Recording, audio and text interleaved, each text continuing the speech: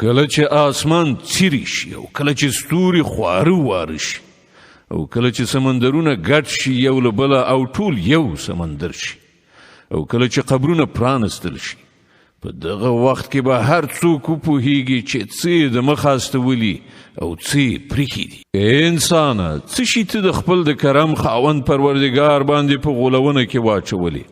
هغه چې ته پیدا کړی ستا کړه وړې سم کړي دي، ته پانډول جوړ کړی او په هر بڼه چې خوښه شوه ستا د بدن برخې ونښلولې جوړې کړې.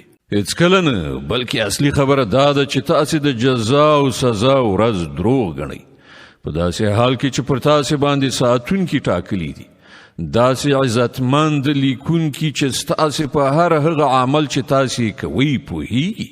شک نشته چې ښه خلک به په جنت کې وي او شک نشته چې بدکاران به په دوزخ کې اوسیږي. د جزا په ورځ به هغوی هلته ورننوځي او له هغه نه هیڅکله پټېدای نشي. او ته څه پوهیږي چې هغه د جزا ورځ څه ده؟ هو، ته څه خبرې چې هغه د جزا ورځ څه ده؟ دا هغه ورځ ده چې د هیڅ چا لپاره د هیڅ شي کولو د هیڅ چا وس نه وي. د هغې ورځې فیصله په ټوله معنا یوازې د الله په واک کې وي.